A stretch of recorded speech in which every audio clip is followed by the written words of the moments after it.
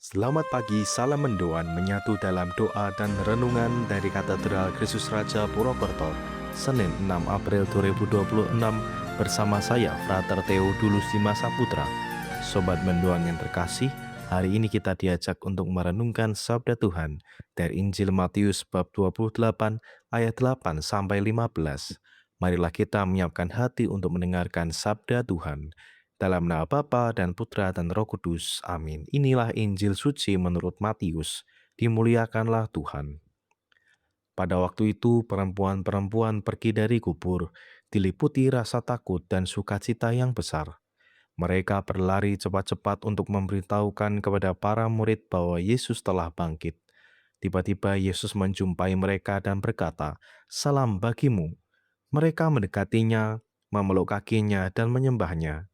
Maka kata Yesus kepada mereka, "Jangan takut, pergi dan katakanlah kepada saudara-saudaraku supaya mereka pergi ke Galilea, dan di sanalah mereka akan melihat aku." Ketika mereka masih di tengah jalan, datanglah beberapa orang dari penjaga makam Yesus ke kota dan memberitahukan segala yang terjadi itu kepada imam-imam kepala.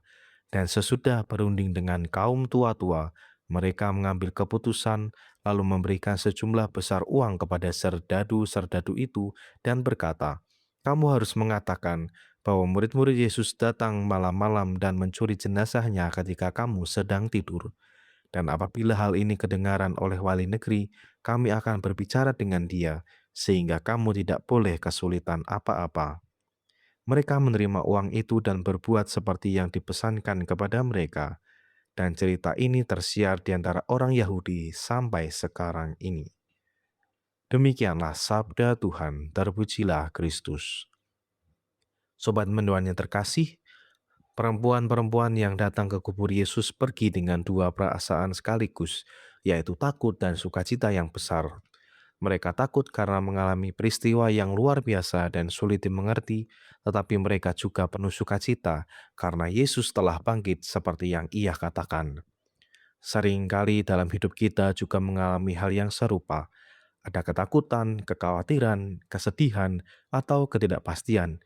Namun, Paskah mengingatkan kita bahwa Tuhan bisa mengubah kubur menjadi tempat kehidupan, mengubah kesedihan menjadi sukacita, dan mengubah ketakutan menjadi harapan.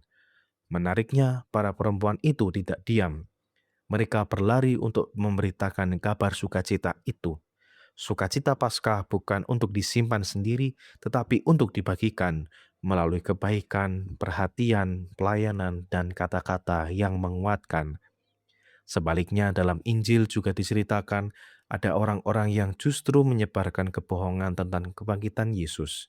Ini mengingatkan kita bahwa dalam hidup selalu ada pilihan, yaitu menjadi pembawa kabar sukacita atau pembawa ketakutan dan kabar buruk. Sebagai orang beriman, kita dipanggil menjadi seperti para perempuan itu, yaitu mengalami Tuhan, bersukacita, lalu pergi membawa kabar baik kepada orang lain. Marilah kita berdoa. Ya Bapa, terima kasih karena Engkau membawa sukacita di tengah ketakutan kami, membawa harapan di tengah kesulitan kami, dan membawa hidup di tengah keputusasaan kami. Ajarilah kami menjadi pembawa kabar sukacita Paskah melalui kata-kata yang menguatkan, melalui perhatian kepada sesama, dan melalui hidup yang penuh kasih. Dengan pengantaran Kristus Tuhan kami. Amin.